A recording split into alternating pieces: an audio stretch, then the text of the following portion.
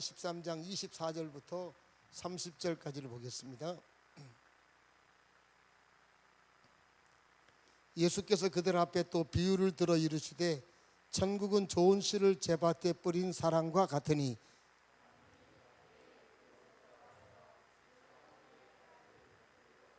싹이 나고 결실할 때에 가라지도 보이거늘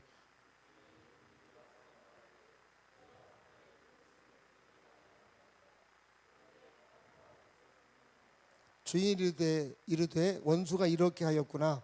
종들이 말하되 그러면 우리가 가서 이것을 뽑기를 원하시나이까.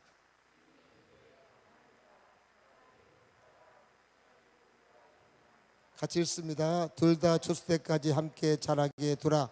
추수 때에 내가 추수꾼들에게 말하기를 가라지는 먼저 거두어 불사르게 단으로 묶고 곡식은 모아 내 곡간에 넣으리라 하리라. 아멘.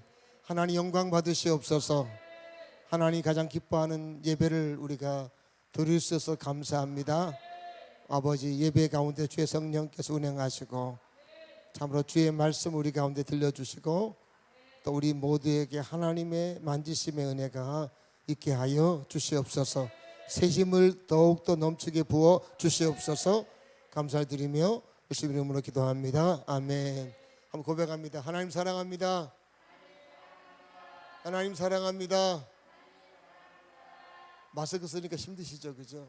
저도 마스크 쓰니까 너무 힘들더라고요. 근데 뭐 하여튼 이해해주고 힘들면 약간 들었다가 좀 놓으시고 이렇게 하시면 되겠습니다. 지난주 우리 암송구자랑 보겠습니다. 같이 한번 읽습니다. 시작. 주 여호와 영이 내게 내리셨으니 이는 여호와께서 내게 기름을 부으사 가난한 자에게 아름다운 소식을 전하게 하려 하심이라. 나를 보내사 마음이 상한 자를 고치며 포로된 자에게 자유를, 갇힌 자에게 노임을 선포하며. 아멘. 예수님 이 땅에 오신 목적이 영혼을 구원케 하기 위해서 오셨고 질병을 고쳐주러 오셨고 또 마귀에게 시달리는 많은 사람들에게 자유를 주러 오셨다. 교회가 또 이런 사명을 감당해야 될 책임이 있다 하는 것입니다. 우리는 아주 이 부분들을, 저도 이 말씀을 지난주 묵상하면서 우리가 잘해왔구나 하는 생각을 했어요. 우리가 잘해왔구나. 이게 뭐 개인적인 목사의 비전이 아니라 하나님의 비전이었구나. 그래서 제가 그 말씀을 묵상하면서 제가 너무 마음 행복했어요. 하나님이 우리에게 방향을 잘 제시하셨고 좀 부족하지만 그 방향 따라서 우리가 잘 쫓아왔구나. 근데 그걸 이제 싫어하는 분들도 교회 안에 있었고 그래서 교회를 떠나기도 했지만 우리가 갔던 방향이 하나님이 원하시는 방향이었구나 하는 생각이 들어서 참 지난주에는 말씀을 묵상하면서 많이 마음이 행복하고 좋았습니다. 우리 교회가 앞으로 이런 놀라운 사역을 감당하게 될 것입니다. 지금보다 100배로 감당할 것입니다. 오늘 읽은 이 말씀을 보면 예수님께서 이제 비유의 말씀을 하시는데 그 유명한 알곡과 가라지에 관한 비유예요. 비유의 내용을 한번 보겠습니다. 우리 한번 24절부터 말씀 볼까요? 한번. 자, 같이 한번 읽습니다. 시작. 예수께서 그들 앞에 또 비유를 들어 이르시되 천국은 좋은 씨를 제밭에 뿌린 사람 같으니 사람들이 잘 때 그 원수가 와서 곡식 가운데 가라지를 덧뿌리고 갔더니 싹이 나고 결실할 때 가라지도 보이거늘. 예수님께서 이제 비유를 들어서 말씀하실 때 그 밭에다가 그 밀 씨앗을 뿌렸어요. 뿌렸는데 그 원수가 와서 말씀을 띄워주세요. 원수가 와서 여기 보니까 원수가 와서 뭘 뿌리고 갔어요? 가라지를 뿌리고 갔어요. 근데 이게 땅속에 박혀 있으니까 가라지가 있는지를 모르잖아요. 그런데 이게 자라면서 가라지가 보이게 되더라 그 얘기입니다. 그 다음 말씀도 볼까요 한번. 자, 28절 가자 믿습니다. 시작. 주인이 이르되 원수가 이렇게 하였구나. 종들이 말하되 그러면 우리가 가서 이것을 뽑기를 원하시나이까. 주인이 이르되 가만두라. 가라지를 뽑다가 곡식까지 뽑을까 염려하느라. 28절에 보시면 종들이 깜짝 놀란 거예요. 아니 밀 씨앗을 뿌렸는데 왜 가라지가 자랄까. 그래서 주인한테 물었더니 주인이 말하는 거죠. 원수가 와서 그것을 뿌렸다는 거죠. 그러니까 이게 종들이 저거 다 뽑아버리십시다 이렇게 얘기를 하니까 주인이 말합니다. 가만두라는 거예요. 가라지를 뽑다가 뭐까지 뽑을 수 있어요? 곡식까지 뽑을 수 있기 때문에 그냥 가만히 둬라 이렇게 말씀합니다. 그러면서 마지막에 주인이 종들에게 이렇게 말합니다. 마지막 구절 볼까요? 한번 30절 같이 한번 읽습니다. 시작. 둘 다 추수 때까지 함께 자라게 두라. 추수 때에 내가 추수꾼들에게 말하기를 가라지는 먼저 거두어 볼사르게 단으로 묶고 곡식은 모아 내 곡간에 넣으리라 하리라. 여러분, 알곡과 가라지가 함께 자라고 있다가 자라도록 두었다가 언제까지 두라는 거예요? 추수할 때 되면 가라지는 묶어서 불살라 버리고 곡식은 묶어서 곡간에 넣겠다 하는 거죠. 아주 간단한 내용이지만 제자들이 이 비유의 말씀을 듣고 나서 잘 이해가 안 되니까 이제 설명을 예수님께 요청을 합니다. 우리 한번 37절의 말씀 볼까요? 37절 같이 한번 읽습니다. 시작. 대답하 이르시되 좋은 씨를 뿌리는 이는 인자요. 아멘. 자, 좋은 씨를 뿌리는 분이 누구라고요? 예수님이에요. 예수님 항상 인자라 그랬잖아요. 사람의 아들. 좋은 씨를 뿌리는 사람은 누구냐? 바로 나다. 예수님이다 하는 거죠. 38절에 보면 밭은 뭐라고요? 세상에다 예수님이 좋은 씨를 뿌렸는데 좋은 씨는 결국 누구라고 말합니까? 천국의 아들들이다. 그러니까 우리 말하면 예수께 속한 사람들이다 이렇게 말하는 거죠. 이 세상에서 예수님께서 좋은 씨, 천국에 속한 자녀를 이렇게 심어 놓으셨고 여기 보면 또 39절에 보세요. 가라지를 뿌린 원수는 누구예요?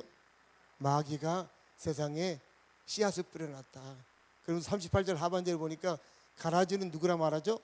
악한 자, 마귀의 자녀들이다 이렇게 말합니다. 여러분 이런 내용이죠. 뭐냐면 우리가 살아가는 이 세상에는 영적으로 딱 두 부류로 분류할 수 있다는 거예요. 첫째는 뭐냐? 예수님께 속해 있는 하나님의 자녀와 마귀에게 속해 있는 마귀의 자녀라는 거죠. 여러분, 예수님께 속한 예수님의 자녀와 마귀에 속한 마귀의 자녀가 또 아니고 예수님께 속한 예수님의 자녀도 아닌 중간 지역에 있는 사람은 있을 수 있어요? 없어요? 없다는 거죠. 하여튼 예수님께 속한 예수님의 자녀이든지 마귀에게 속해 있는 마귀의 자녀이든지 둘 중에 한쪽에 속해 있다는 거죠. 여러분, 우리가 이제 같은 공기를 마시고 같은 지역에 살고 같은 목욕탕을 사용하고 같은 커피숍을 사용하고 같은 음식점을 다니고 같은 직장을 다니고 그렇게 살아가는 사람일지라도 하나님의 눈에 볼 때는 하나님께 속한 하나님의 자녀와 마귀에 속해 있는 마귀의 자녀들이로 나눌 수 있다는 겁니다. 우리는 어디에 속한 사람들입니까? 하나님께 속한 하나님의 자녀들. 세상 인구가 60억 정도 되는데요, 60억 가운데 자기가 그리스도인이라고 주장하는 사람은 한 10억 명 정도 된다. 10억 명 정도. 그러면서 당신이 어떻게 그리스도인입니까? 하나님 자녀입니까? 물어보면 어떤 사람 그렇게 얘기를 하죠. 난 어느 교회에 출석하니까 나는 그리스도인이다. 이렇게 말하는 사람들이 있어요.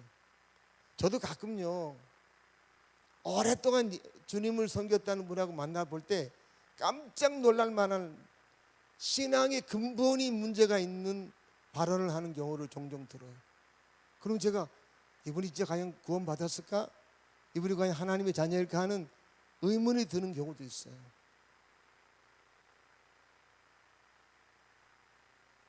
왜냐하면 신앙의 근본적인 것이 아니라 살면서 갖는 고민들 속에서 갈등하고 이런 건 다 있을 수 있지만 신앙의 가장 근본적인 부분들을 가지고 엉뚱한 얘기를 하시는 분들이 나이 드신 분들 가운데 있어요. 깜짝 놀랄 때가 있어요. 여러분, 그러면 무엇으로 그가 하나님의 자녀인 것을 확인할 수 있을까? 우리 한번 마태복음 7장 21절의 말씀 볼까요? 자, 같이 한번 읽습니다. 시작. 나더러 주여 주여 하는 자마다 천국에 들어갈 것이 아니요 다만 하늘에 계신 내 아버지의 뜻대로 행하는 자라야 들어가리라. 여러분 뭐 교회를 다니면 교회에서 자 주여 삼창 합시다 그러면 주여 주여 주여 하면 따라한다고요. 그런다고 해서 다 천국에 들어가는 게 아니고, 어떤 사람이 천국에 들어간다고요? 하늘에 계신 내 아버지 뭐라고요? 뜻대로 행하는 자라에 들어간다. 이게 무슨 말인가? 그럼 하나님 뜻대로 살아야 될 것인가? 그런 얘기를 말하는 게 아니에요. 자, 우리 한번 요한복음 14장 6절의 말씀 볼까요? 자, 같이 한번 읽습니다. 시작. 내가 곧, 예수께서 이르시되 내가 곧 길이요 진리요 생명이니 나로 말미암고는 아버지께로 올 자가 없느니라. 자, 예수님께서 누구라는 거예요? 예수님만이 유일하게 천국에 갈 수 있는 길이 되시고, 예수님만이 유일한 뭐가 되시는 거예요? 진리가 되시고, 예수님만이 우리에게 영원한 뭘 주시는 분이세요? 생명을 주시는 분이시다 라고 하는 것을 인정하고 살아가는 것, 그것이 바로 뭐냐? 하늘에 계신 아버지 뜻대로 행하는 것이에요. 선행을 많이 한다는 개념이 아니라 예수님만이 유일한 구원의 길이고, 예수님만이 유일한 진리가 되시고, 예수님만이 영원한 생명을 우리에게 주신 분이시다라고 하는 것을 인정하고 믿고 살아가는 것, 그것이 바로 뭐냐? 하늘에 계신 아버지의 뜻대로 행하는 것이다라고 하는 겁니다. 그런 내용이에요. 요한복음 6장 40절의 말씀 볼까요? 한번. 자, 같이 한번 줄친다만 읽어보겠습니다. 시작. 내 아버지의 뜻은 아들을 보고 믿는 자마다 영생을 얻는 이것이니. 아멘. 하나님의 뜻이 뭐라고요? 아들을 보고 뭐라고요? 믿는 자마다 영생을 얻는 거죠. 예수님만이 영원한 생명을 주시는 분이시다라고 하는 것을 인정하고 믿고 살아가는 것이다 하는 거죠. 이것이 바로 하늘에 계신 아버지의 뜻대로 행하는 사람들이에요. 무슨 선행을 말하는 게 아닙니다. 여러분, 그래서 교회를 뭐 오랫동안 나오신 분들 만나보면 엉뚱한 이 내용과는 전혀 다른 엉뚱한 얘기를 하시는 분들이 있다는 거죠. 그러면 의문점이 생기는 거예요. 여러분, 예수님 믿어 하나님의 자녀가 된다는 것은 마치 어떤 경우냐면, 우리 마태복음 13장 44절의 말씀 한번 볼까요? 한번. 자, 같이 한번 읽습니다. 시작. 천국은 마치 밭에 감추인 보와 같으니 사람의 일을 발견한 후 숨겨두고 기뻐하며 돌아가서 자기 소유를 다 팔아 그 밭을 사느니라. 아멘. 어떤 사람이 그 밭을 주인한테 빌려서 소작해서 이제 밭을 이렇게 개간하고 있었는데, 요즘은요 그 돈 있으면 은행에 맡기지만 1세기에는 은행이 없으니까 주로 이제 돈이나 보물들을 어디다 숨겼어요? 땅에다 몰래 파서 숨겨놨어요. 근데 숨겨놓고 이 숨겨놓은 사람이 죽어버렸어요. 그러니까 아무도 몰라요. 다른 사람이 그 밭을 사서 있다가 이 소작하는 사람이 그 밭을 빌려서 이제 이렇게 농사를 짓다가 갑자기 밭 안에서 값비싼 보물이 발견된 거죠. 근데 그것을 자기가 가져가면 그건 절도죄가 되기 때문에 자기 땅이 아니니까 그 사람이 그 다음에 그것을 갖기 위해서 어떻게 한다 그러죠? 말씀을 다시 여기 보시면 기뻐하며 돌아가서 뭐라고 말하죠? 자기 소유를 다 팔아 그 밭을 산다는 거죠. 여러분, 뭐냐면 예수를 믿는다, 하나님의 자녀가 된다라고 하는 것은요, 예수님의 가치를 발견한다 그런 뜻입니다. 예수님이 얼마나 대단한 가치를 갖고, 마치 내 모든 소유를 다 팔아도 될 만한 그런 분이시다라고 하는 것을 그가 깨닫고 살아가는 것, 그것이 바로 뭐냐? 하나님께 속한 예수님의 자녀들이다라고 하는 것입니다. 예. 여러분, 그래서 예수를 믿는다, 하나님의 자녀가 된다라고 하는 것은 예수님의 가치를 아는 사람들이에요. 예수님만이 유일한 구원의 길이고, 예수님만이 유일한 진리가 되시고, 예수님께서 유일하게 우리에게 영원한 생명을 주는 분이시다, 이런 가치를 아는 사람들, 발견한 사람들이 바로 예수님께 속한 예수님의 자녀라는 것입니다. 우리는 원래 알곡이었습니까? 가라지였습니까? 알곡이 된 지 처음부터 태어날 때부터 예수 믿었어요? 아니면 중간에 믿게 됐어요? 중간에 믿기 전에는 예수 믿는 사람 보고 좋게 보였습니까? 안 좋게 보였습니까? 안 좋게 보였잖아요. 정신 나간 인간들, 모자란 인간들. 그 열심히 나가면 그에 미친 인간들, 이렇게 해서 얼마나 비난을 많이 했어요. 왜요? 예수님의 가치를 발견하지 못하니까. 그리고 그 밭을 살려고 자기 전 재산을 팔아서 밭을 살려고 하는 사람을 주변 사람이 보고 그렇게 한 거예요. 저 미친 인간 아니냐고. 저 밭이 무슨 가치가 있다고 저 전 재산을 팔아서 저 밭을 살려고 그래. 이렇게 비난을 하듯이. 여러분, 우리도 가라지였을 때는요 다 그렇게 했다는 거죠.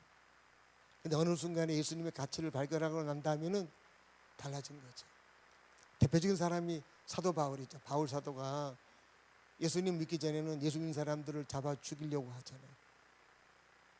그 일에 자기는 애썼다가 나중에 예수님의 가치를 발견한 다음에는 인생이 완전히 바뀌잖아요. 그러나 빌립보서 말씀 볼까요? 한번. 자, 같이 읽습니다. 시작. 또한 모든 것을 해로 여김은 내 주 그리스도 예수를 아는 지식이 가장 고상하기 때문이라.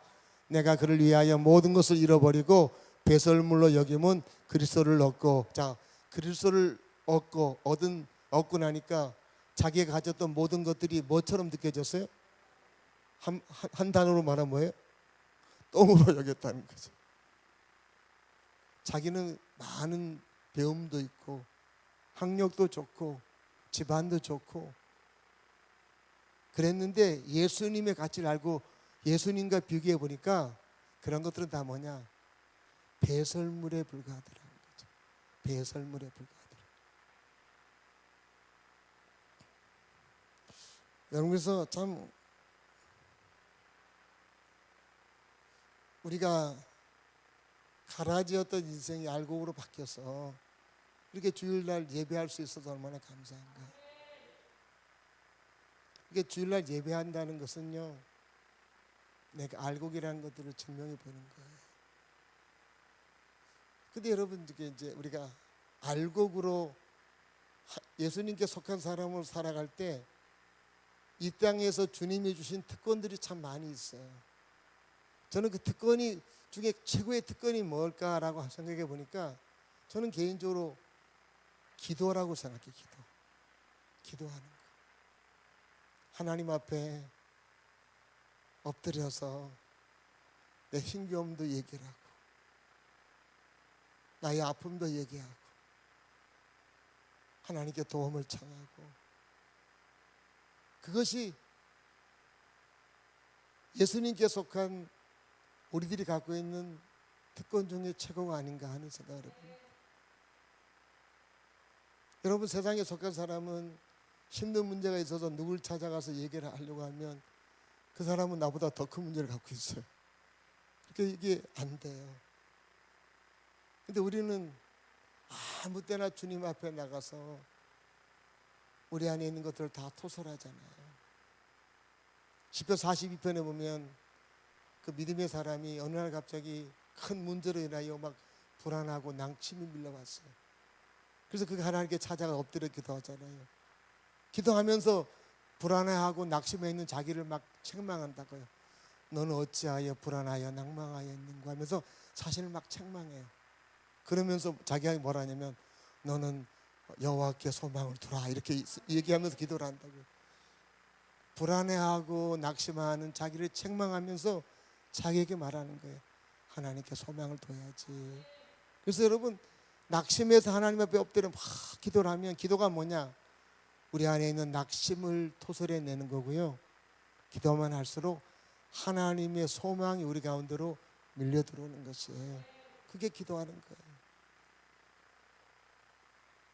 여러분, 기도를 한참 하고 나면 마음이 어때요? 기뻐요? 평화가 있어요? 없어요? 평화가 있잖아요. 왜냐하면 내 안에 있는 낙심이 다 내 안에서 토설되고 하나님의 소망이 내 안으로 들어왔기 때문에 그러는 거죠. 힘들고 어려울 때 하나님에 엎드려서 하나님, 나를 도와줄 분은 하나님밖에 없다고. 내 힘든 걸 좀 하나님 좀 봐달라고 하나님 앞에 이렇게 얘기를 하면 하나님이 우리를 보시면서 우리에게 일하시잖아요. 지나간 세월을 보면 그런 흔적들이 얼마나 많이 있습니까?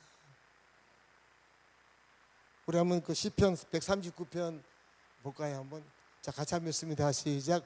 내가 새벽 날개를 치며 바다 끝에 가서 거기 거주할지라도 거기서도 주의 손이 나를 인도하시며 주의 오른손이 나를 붙드시리이다. 시편의 기록자가 마치 자기 인생이 바다 끝에 서 있는 것 같은 인생이에요. 낭떠러지에 서 있는 것 같은 인생이에요. 길이 없어 보여요. 방법이 없어 보여요. 끝난 것처럼 보여요. 근데 그 상황에서 하나님 앞에 기도를 하는 거예요. 하나님, 내 인생이 지금 낭떠러지에 서 있는 것 같습니다. 그래서 하나님 앞에 하소연하고 하나님 앞에 도움을 청하고 그러는 거예요. 그랬더니 10절에 보세요. 거기서도 인생의 마지막 그 낭떠러지에서도 하나님의 손이 나를 어떻게 하시더라고요? 인도하시고 주님 오른손이 나를 뭐라고요? 붙들어 주시더라 하는 것입니다. 이게 우리가 갖고 있는 특권이에요. 삶이 힘들고 어려운 부분들 많잖아요. 인생의 낭떠러지에 서 있는 것 같은 느낌. 거기서도 하나님 앞에 내 마음을 솔직하게 토설하고 불안해하고 반대쪽으로 하나님 믿으면서 불안과 믿음이 계속 속에서 반복되는 가운데서도 하나님 앞에 엎드려 기도하면 하나님이 우리 안에 있는 불안을 다 빼내가시고 우리 안에 믿음을 주시고 우리의 삶 가운데 놀랍게 역사하신다는 것입니다. 이게 우리가 갖고 있는 특권이에요. 기도는 의무가 아니고 특권이에요. 특권이에요.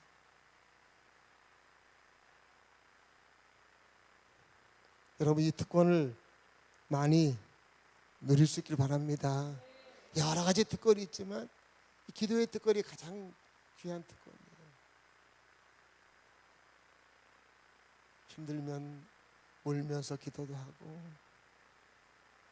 좋잖아요. 세상 사람들 앞에서 울면은 좀 찌질해 보이는데 하나님 앞에서 울면 그거 멋있잖아요. 울며 씨를 뿌린 자는 기쁨으로 그 단을 거두리로다.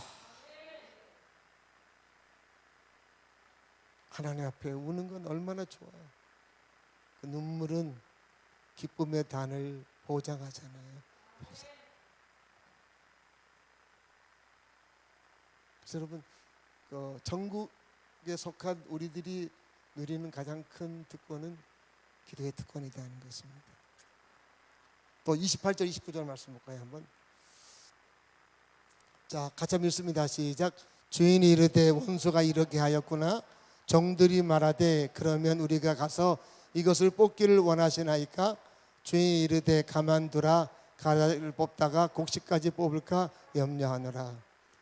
여러분 보세요. 종들은 가라지가 보이니까 가라지를 뽑아내고 싶은 거예요. 그랬더니 주인이 뽑으라 그러면 가만두라 그러니까 가만두라는 거예요. 여러분, 기독교 역사 속에서 가장 잘못 행한 것 중에 하나가 뭐냐면 11세기에서 있었던 십자군 전쟁이에요.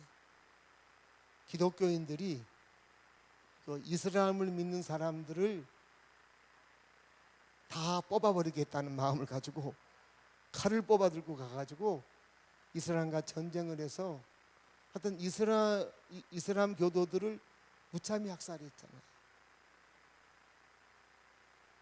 그들의 마음은 이거였어요. 알곡 옆에 있는 가라지를 다 뽑아버리겠다는 거예요. 여러분, 그런데 주님은 뽑아버려 그랬으면 그냥 두라 그랬어요? 그냥 두라는 거예요. 지금 이슬람 사람들은요, 알라를 믿지 않는 사람들은 다 뽑아버리려고 그러잖아요.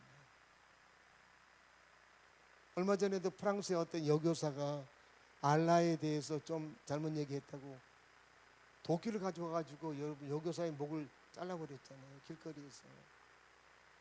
얼마나 끔찍한 일을 해요. 여러분, 기독교 신앙은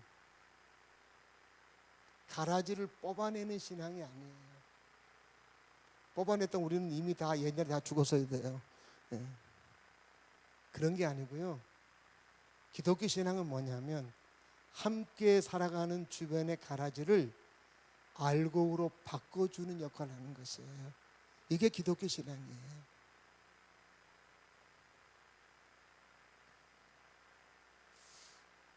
여러분, 우리는 원래 가라지였어요. 가라지. 저도 언제부터 예수 믿었냐면 초등학교 4학년 때 예수 믿었어요. 아버지가 광부로 문경에 가셨는데 문경에 그 세도로 살 때 옆집에 있는 애가 저보고 교회 가자 그래가지고 그냥 교회 덩달아 이렇게 따라가다가 그때부터 예수 믿게 됐어요.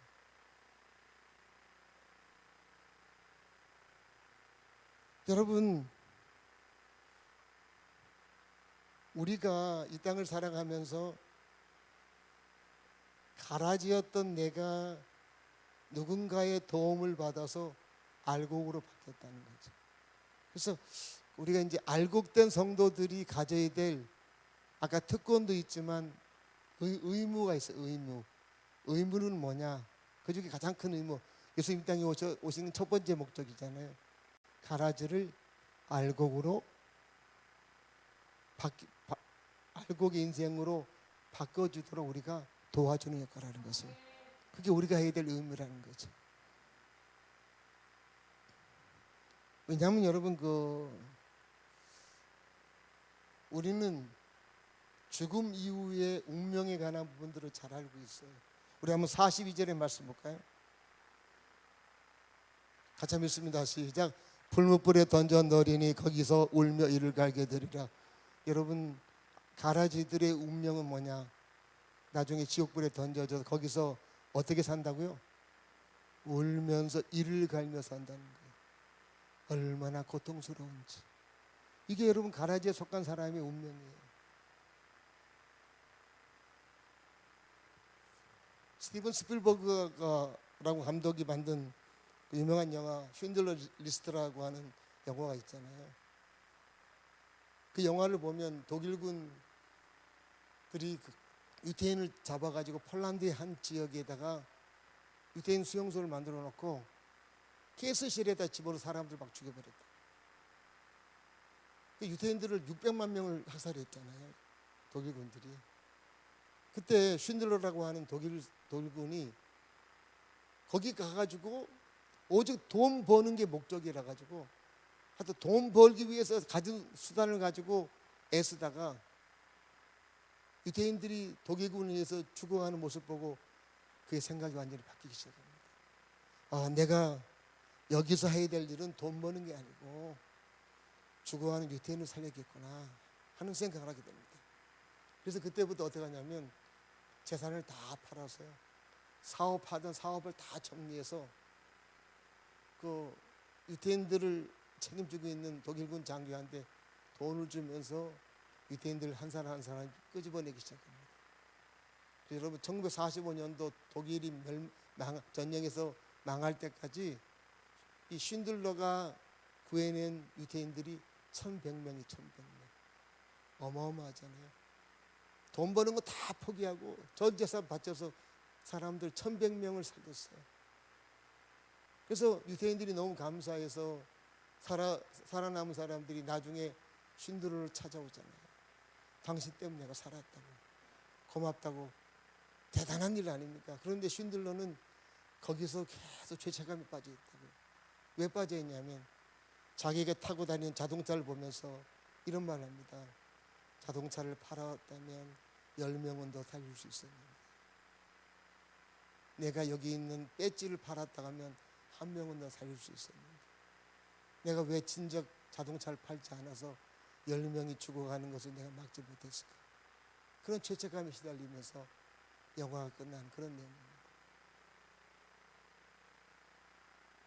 여러분, 가스실에 들어가서 사람이 죽는 것을 보고 나서 생명의 존엄성을 발견하고 그들을 살리는 일을 그가 하게 되는 거죠.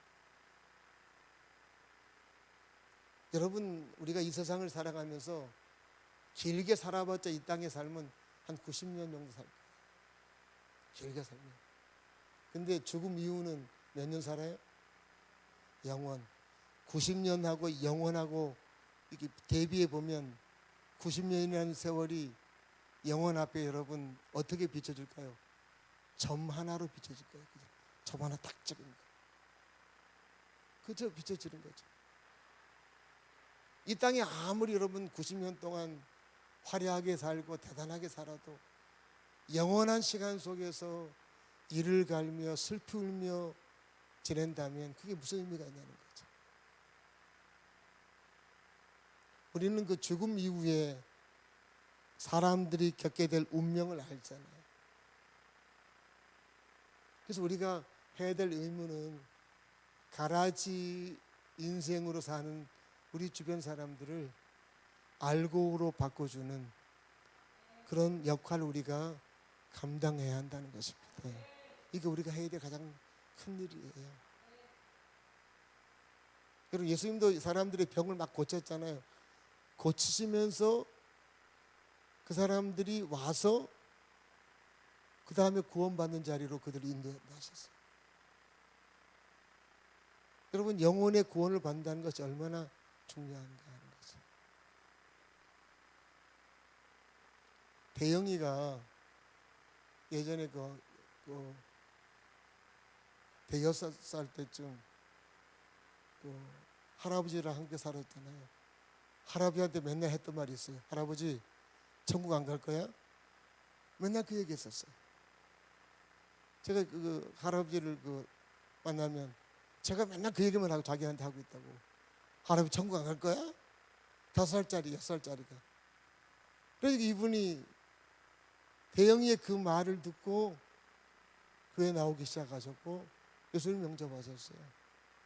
나중에 돌아가실 때 제가 병원에 가가지고 물어봤더니 그 얘기 하시는 거예요. 대영이가 자기를 맨날 할아버지 천국 안 갈 거야? 그 말 때문에 자기 예수 믿었다고. 대영이가 가는 천국 나도 가야지 그러시면서 본인이 예수 믿게 되었다 그런 얘기를 하시더라고요. 여러분, 참 그런 가라지였던 할아버지를 주님의 자녀인 알곡으로 바꿔주는 역할을 5살짜리, 6살짜리가 하더라는 거죠. 물론 대영이만 혼자 한 건 아니겠죠. 가족들이 열심히 옆에서 했겠죠. 그런 분들이. 그래서 여러분, 우리가 해야 될 의무 중에 하나가 이 부분들이에요. 우리 주변에 가까운 분들, 이런 분들을 그냥 두면요, 나중에 그 운명이 슬프며 이를 갈며 살게 된다는 거죠. 얼마나 무섭고 두려운 일이에요. 그래서 여러분, 사람을 주님께 인도하려고 하면 두 가지를 잘해야 되는데, 첫째는 뭐냐면 이게 중보기도를 잘해야 돼요. 중보기도라는 말이 이제 하나님 저 영혼을 구원해달라고 이런 기도를 하는 것을 말할 수도 있지만 그런 것보다는 다른 의미입니다. 우리 한번 고린도후서 4장 4절의 말씀 한번 보겠습니다. 자, 같이 한번 읽습니다. 시작. 그 중에 이 세상의 신이 믿지 아니한 자들의 마음을 혼미하게 하여 그리스도의 영광의 복음의 광채가 비치지 못하게 함이니 그리스도는 하나님의 형상이니라. 아멘. 어떤 분은 그런 말씀하세요.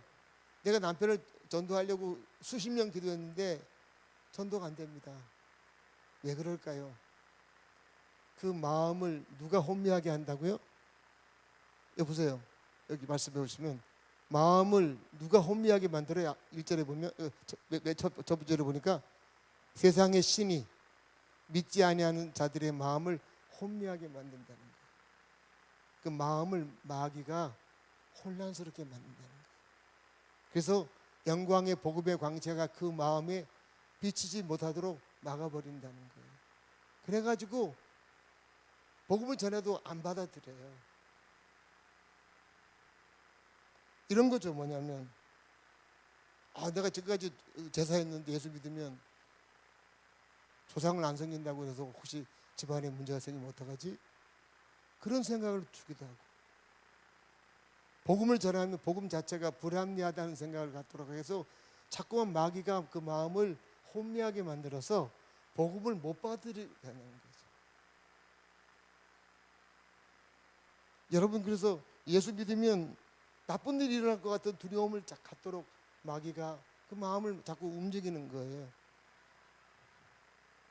그래서 여러분 우리가 그 중보기도 한다라고 할 때 기도는요, 그 사람 하나님 이 사람 구원해 달라고 당연히 하나님도 그렇게 하고 싶어야 하시죠. 그게 아니고 그 마음을 혼미하게 하는 악한 영을 결박하고 쫓아내야 된다는 거예요. 그게 여러분 영적인 중보기도예요. 우리가 이제 그 영적인 그 싸움에 관한 부분들 우리가 들었잖아요. 이걸 못 들은 분들은 어떻게 하는지 할지도 몰라요.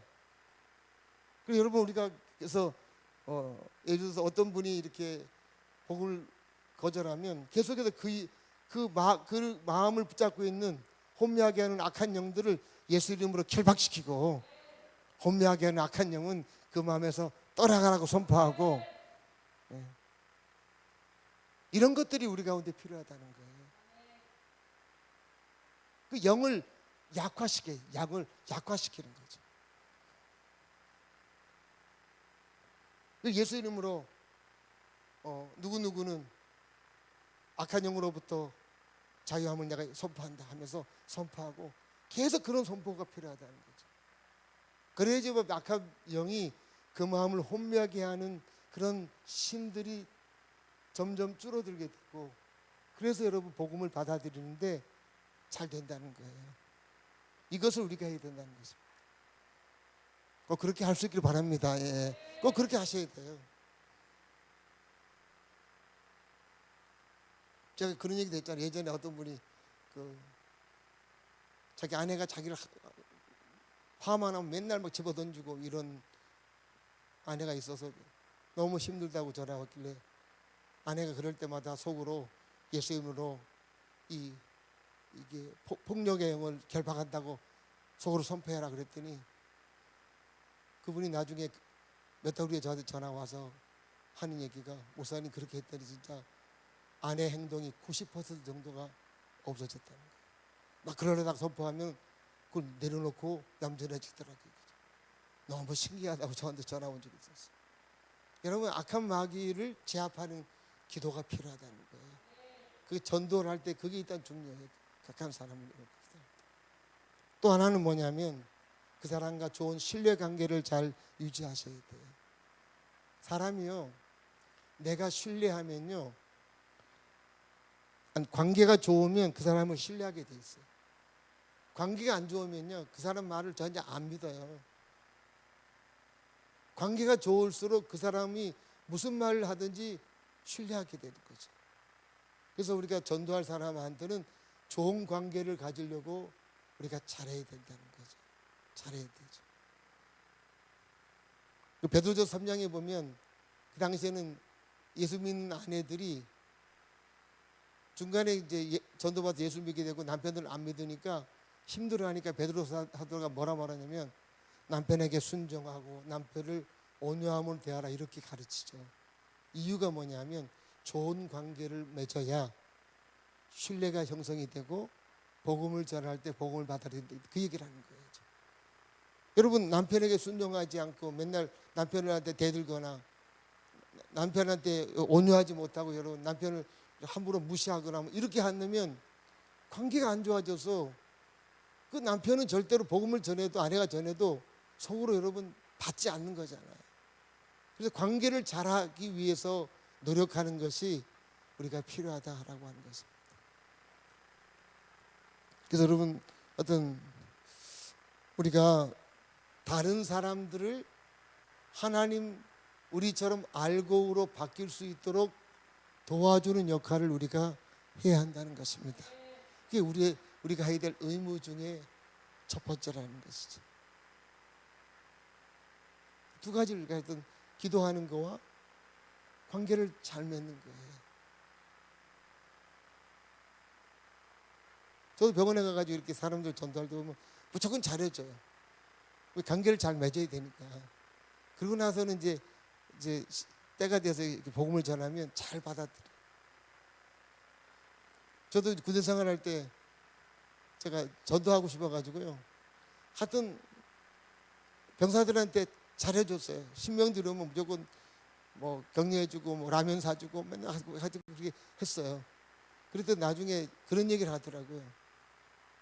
제가 거짓말해도 다 그 말 다 믿을 수 있겠대요. 왜냐하면 관계가 좋으니까 신뢰하겠다 그 얘기잖아요.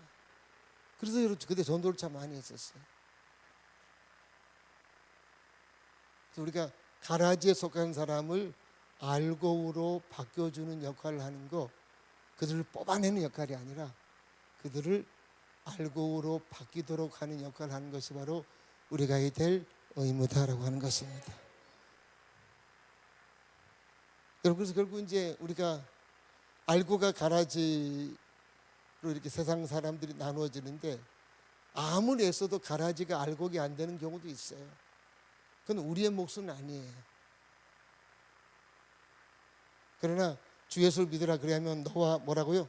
내 집이 구원받. 이건 주님의 여러분 영적인 어떤 원리예요. 내가 믿게 되면 내 가족들 전체가 주님을 믿게 되도록 주님이 역사하시겠다 그 얘기하는 거예요. 그러니까 여러분 포기하시면 절대로 안 된다. 자, 41절 볼까요 한번? 자, 같이 한번 읽습니다. 시작. 인자가 그 천사들을 보내리니 그들이 그 나라에서 모든 넘어지게 하는 것과 또 불법을 행하는 자들을 거두어내며 불못불에 던져 넣으리니 거기서 울며 이를 갈게 되리라. 그때 의인들은 자기 아버지 나라에서 해와 같이 빛나리라. 귀 있는 자는 들으라. 자, 여러분 42절 보세요. 가라지에 속한 사람은 아까 말했처럼 불못불에 던져져서 거기서 어떻게 산다고요? 울며 이를 갈며 살 것이다. 얼마나 고통받는 것이, 고통을 받고 사는 것인가. 근데 우리는 어떻게 사? 43절에 보세요. 의인들은 어디에 들어간다고요? 아버지의 나라에서 어떻게 산다고요? 해와 같이 뭐라고요? 빛나게 살 것이다. 해와 같이 빛나게 살 것이다. 여러분 얼마나 감사해요. 해와 같이 빛나게 살 것이다. 몇 주 전에 제가 최창희 목사님 소천하시 최창희 목사님 교회 가가지고 사모님하고 얘기하다가 제가 우스갯소 그랬어요. 최 목사님은 이거 다 입고 가면 신나게 잘 지낼 텐데, 그랬더니 사모님 하신 말씀이 그럴 거예요. 그런데 가족들한테 좀 미안한 마음 좀 갖고 있겠죠. 그러는 거예요. 왜? 너무 이제 일찍 가서 좀 미안한 마음이 있겠죠. 여러분 해와 같이 빛나게 사는 거예요, 우리가 인생. 여러분 해와 같이 빛나게 산다는 말이 어떤 삶일까라고 하면 이런 겁니다. 뭐냐면 첫째는 그러니까 완전한 몸을 갖고 산다는 거예요. 완전한 몸. 이런 거죠. 뭐냐면 주님을 뵙는 순간에 우리의 몸은 주님처럼 완전히 바뀌어요. 그래서 우리는 이 땅에 살 동안 주님을 믿지만 때로는 이기적인 생각도 하고 쓸데없는 말도 하고 때로는 내 감정 때문에 불친절하고 잘못된 행동 이런 것도 하지만 우리가 완전한 몸으로 바뀌게 되면 천국에서는요 이기적인 생각도 안 하게 되고 쓸데없는 말도 안 하게 되고 불친절한 행동도 안 하게 되고 잘못된 어떤 것들을 행하지 않게 된다는 거죠. 그 천국에서는 슬픔이나 고통이나 미움이나 분쟁이나 뭐 유혹이나 이런 것들이 없이 완전한 몸을 가지고 우리가 살게 된다는 것입니다. 얼마나 감사해요, 그죠? 감사하죠. 또 하나는 뭐냐면 천국은 완전한 지식을 갖게 되는 거예요. 그러면 고린도후서 13장 말씀 볼까요? 13장. 자, 같이 한번 줄치던 같이 한번 읽어볼까요? 시작. 지금은 내가 부분적으로 하나 그때에는 주께서 나를 아신 것 같이 내가 온전히 알리라.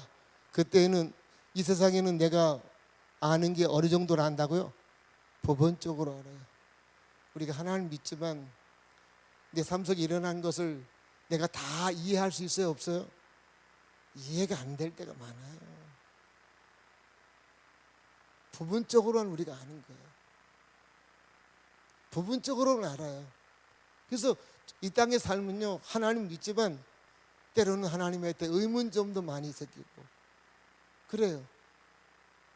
저는 요즘 하나님 빨리 저 좀 끝내주세요 그러기도 하거든요. 맨날 제가 이거 병 때문에 시달리면서 제 좋은 세월 다 지나갑니다. 하나님 이거 안 되니까 하나님 좀 빨리 좀 해결해 달라고. 하나님이 구하죠. 근데 제 삶 속에 일어났던 많은 사건들을 제가 다 이해하느냐? 이해 못해요. 우리는 그냥 부분적으로만 이해할 뿐이에요. 근데 천국에 올라가면 어떻게 한다고요? 온전히 알게 될 것이다. 천국 가면요, 그 의문점이 다 사라지고 완벽하게 알게 된다는, 완벽하게. 지금은 잘 몰라요. 욥 같은 경우도 자기가 왜 그런 고난 받는지 몰랐잖아요. 하늘에서 막 하나님과 천사가 그런 일을 하고 있다는 걸 땅에서 그거 어떻게 알았겠어요? 그러다가 나중에 열고 폭풍 가운데 찾아오신 하나님을 뵙고 나서야 그가 입 다물잖아요. 그걸 다 알아서 입 다무는 게 아니에요. 하나님은 전능하시고 나를 위하여 좋은 계획을 갖고 있다는 사실을 알고 나니까 부분적으로 이해가 안 되는 것들을 그가 그냥 퉁치고 지나가는 거예요. 그러는 거예요.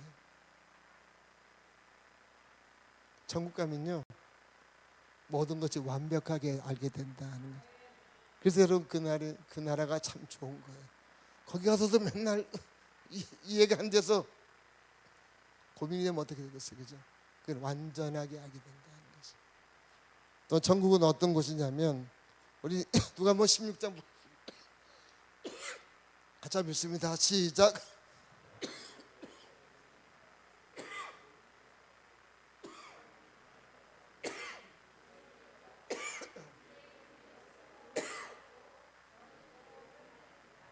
천국은 여기 보면 밑에서 두 번째 줄에 보면 천국은 뭐 받는 곳이에요? 위로를 받는 거예요. 우리가 이 땅에서 하나님의 위로를 받지만 하나님의 위로는 때로는 위로를 받으면서도 때로는 이 안에 불완전한 것들이 많아요. 그러나 천국에서 받는 위로는요, 완전한 위로예요. 완벽한 위로. 그러니까 완벽한 위로를 받고 사니까 맨날 어떡합니까? 힘이 넘치는 거예요. 힘이 넘치는 거예요. 얼마나 감사한가. 그리고 마지막 하나 더 볼까요? 마태복음 25장 21절. 출진 다 같이 읽습니다. 시작.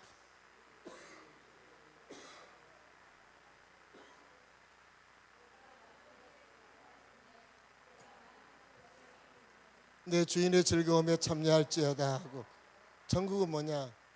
하나님의 완벽한 즐거움에 참여하는 것이에요. 천국은. 이 세상에는 즐겁다가도 때로는 낙심하고 근심하는 그런 일들이 반복되지만 천국은 즐거움과 기쁨이 줄어들거나 중단되는 게 없어요. 완전한 기쁨과 즐거움을 누리게 된다는 것입니다. 그래서 그 나라는 우리가 해같이 빛나게 사는 삶이라는 거죠. 저로 인사하겠습니다. 천국은 멋진 곳입니다. 한번 인사하겠습니다. 한 번 더 하겠습니다. 천국에서 만납시다. 예. 너무 일찍 가시면 안 되고, 예. 가시면 안 되고. 예. 그리고 얼마나 우리가 감사한가.